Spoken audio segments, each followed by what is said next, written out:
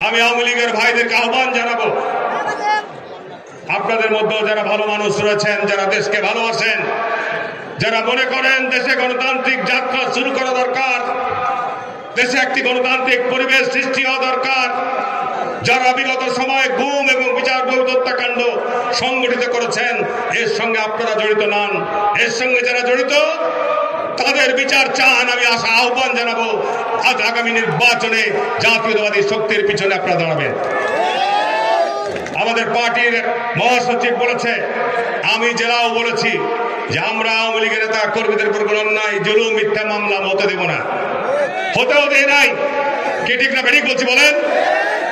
15 বছর আমাদের উপর যে অন্যায় জুলুম হয়েছে এর প্রতিশোধ আমরা নেই নাই, আমরা প্রতিহিংসা বশবর্তী হই নাই।